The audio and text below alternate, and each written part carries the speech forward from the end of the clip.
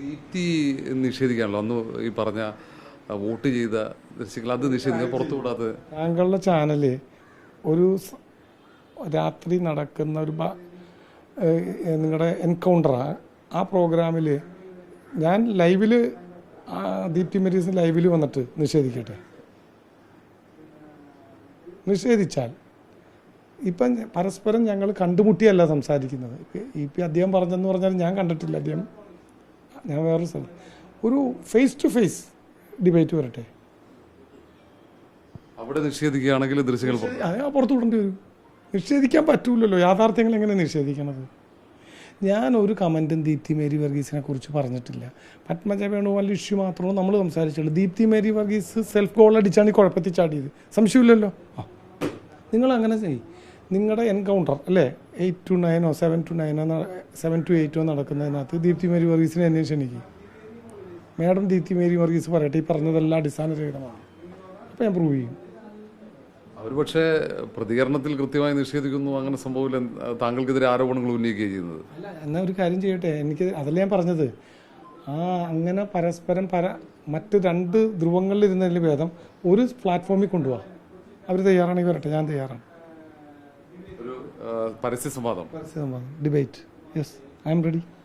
പക്ഷേ എങ്കിൽ പോലും ഈ കോൺഗ്രസിന്റെ ഏറ്റവും പ്രധാനപ്പെട്ട, ഒരുപക്ഷേ കേരളത്തിൽ ബൈ ഇലക്ഷനിലെ ഏറ്റവും വലിയ മത്സരം നടന്ന സ്ഥലമാണ് തൃക്കാക്കര. അവിടെ കോൺഗ്രസിൽ ചുമതലയുള്ള ഒരാൾ അവിടെ നിന്നും കൃത്യമായ വിവരങ്ങൾ ഈ ഇപ്പുറത്തെ ക്യാമ്പിലേക്ക് തരുന്നതെന്ന് പറഞ്ഞാൽ അത്ഭുതമല്ലേ? അല്ല, ഇപ്പുറത്തുനിന്ന് അങ്ങോട്ടും പോയെന്നാണ് അവർ പറഞ്ഞിരുന്നത്. വി ഡി സതീശനും കാര്യങ്ങൾ ചെയ്തിരുന്നു എന്നാണ് നമുക്ക് കിട്ടിയ ഇൻഫർമേഷൻ. ഇതെല്ലാം നടക്കുമല്ലോ, ഇലക്ഷനല്ലേ.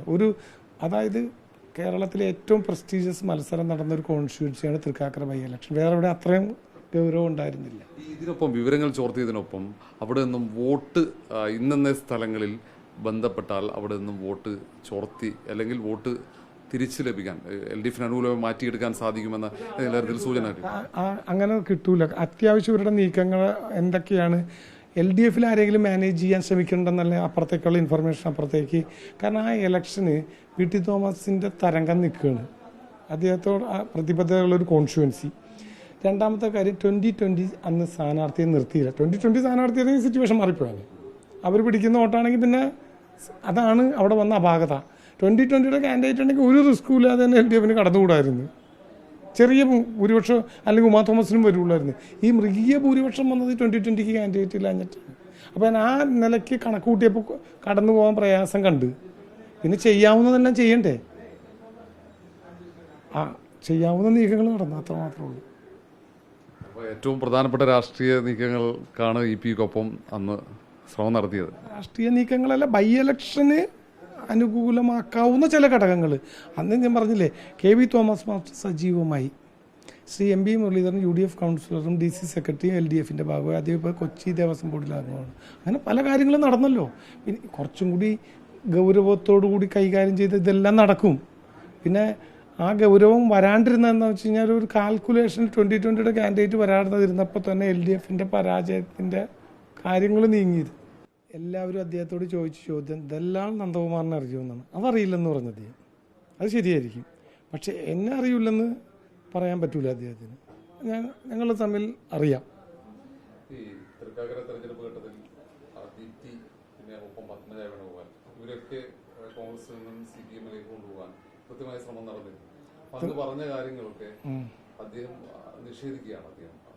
അത് തൃക്കാക്കര ബൈ ഇലക്ഷൻ സമയത്ത് പത്മജ വേണുഗോപാലിൻ്റെ, അതായത് അന്നത്തെ ഞാൻ നേരത്തെ പറഞ്ഞത് തന്നെ, അന്നത്തെ LDF സ്ഥാനാർത്ഥിയുടെ മിസ്സിസിനെതിരായിട്ടൊരു ആരോപണം വന്നപ്പോൾ അത് നിഷേധിക്കാൻ കോൺഗ്രസ് നേതൃത്വത്തിൽ നിന്ന് ഒരാളെ വേണമെന്ന് നോക്കിയപ്പോൾ KPCC ഭാരവാഹിയായ പത്മജ വേണുഗോപാലിനെ സമീപിച്ചു.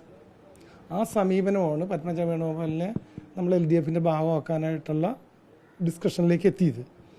ആ സമീപനത്തിന് പത്മജ വേണുഗോപാലിനെ ബന്ധപ്പെട്ടത് ശ്രീ EP ജയരാജൻ പറഞ്ഞിട്ട് തന്നെയാണ് ബന്ധപ്പെട്ടു. സംസാരിച്ചത് ഞാനാണ്. അദ്ദേഹം ഞാൻ ചില കാര്യങ്ങൾ സൂചിപ്പിക്കും, അത് സഹായിക്കണമെന്ന് മാത്രമേ പറഞ്ഞുള്ളൂ. ദീപ്തി മേരി വർഗീസിനെ സമീപിക്കാനിടയായത് ശ്രീ MB മുരളീധരൻ അന്ന് LDFൻ്റെ ഭാഗമായി കോൺഗ്രസിൽ നിന്ന്, അദ്ദേഹം വഴിയാണ് സമീപിച്ചത്.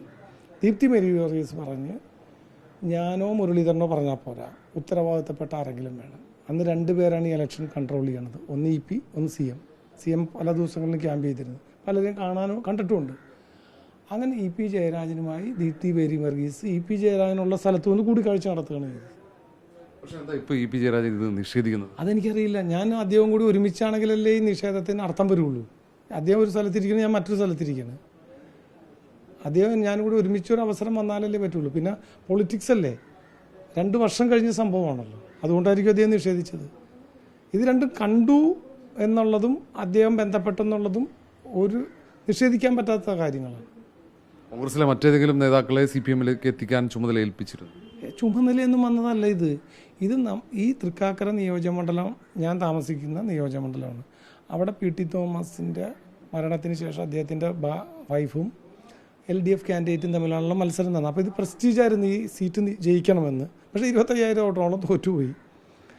അപ്പോൾ ആ മത്സരം നടന്ന സമയത്ത് ഈ പലരെയും അടുപ്പിക്കാൻ ശ്രമിച്ച് പലരും ബന്ധപ്പെട്ടിരുന്ന്, ചിലരെല്ലാം അകന്നുപോയി, ചിലരെല്ലാം അടുത്ത് വന്നു. ആ ഇലക്ഷനാണല്ലോ KV തോമസ് മാസ്റ്ററൊക്കെ സജീവമാക്കിയത്. LDFൻ്റെ ഭാഗമായി മാസ്റ്റർ സജീവമായത് ആ ഇലക്ഷനോടുകൂടിയാണല്ലോ. ഈ രണ്ടുപേരല്ലാതെ മറ്റേതെങ്കിലും നേതാക്കളുമായി അന്ന് സംസാരിച്ചു? അല്ല, അന്ന് ഈ നിയോജക മണ്ഡലവുമായി ബന്ധപ്പെട്ടിരിക്കുന്ന ആളാണ് ദീപ്തി മേരി വർഗീസ്. ഈ ദീപ്തി മേരി വർഗീസ് നമ്മൾ കൂടുതൽ ഇമ്പോർട്ടൻസ് കൊടുക്കാൻ കാര്യം, അന്നത്തെ തെരഞ്ഞെടുപ്പിൻ്റെ ചുമതലയിൽ ഉള്ള കാര്യങ്ങളെല്ലാം കൺട്രോൾ ചെയ്തത് ദീപ്തിയാണ് അപ്പുറത്ത്. അപ്പോൾ ഏതെല്ലാം ബൂത്തിൽ എവിടെയെല്ലാം കാര്യങ്ങൾ എന്തെല്ലാമാണ് കോൺഗ്രസിൻ്റെ നീക്കങ്ങളെന്നറിയാനാണ് നമ്മൾ കൂടുതലായിട്ട് ദീപ്തിയെ അപ്രോച്ച് ചെയ്തുകൊണ്ടിരുന്നത്. അപ്പോൾ ആ തെരഞ്ഞെടുപ്പിൽ CPM-ലേക്ക് വന്നില്ലെങ്കിൽ പോലും ദീപ്തി UDF ക്യാമ്പിലെ പ്രവർത്തനങ്ങൾ കൃത്യമായി ചോർത്തി തന്ന കമ്മ്യൂണിക്കേറ്റ്, ചോർത്ത എന്നൊരു വേർഡ് പറയണ തെറ്റാണ്. നമ്മൾക്ക് സൂചിപ്പിച്ചു, നമ്മളെ അറിയിച്ചു എന്ന് മാത്രം. പക്ഷെ അതൊന്നും ഗുണം കിട്ടിയില്ലല്ലോ. 25,000 വോട്ടിന് LDF തോറ്റത് ഇതെല്ലാം ചെയ്തിട്ടും. എന്നാലും അവിടുന്ന് വിവരങ്ങളൊക്കെ കൃത്യമായി ലഭിച്ചു. അത് കിട്ടും, സ്വാഭാവികമാണല്ലോ, കോൺഗ്രസ് അല്ലേ, അതൊക്കെ നടക്കുമല്ലോ.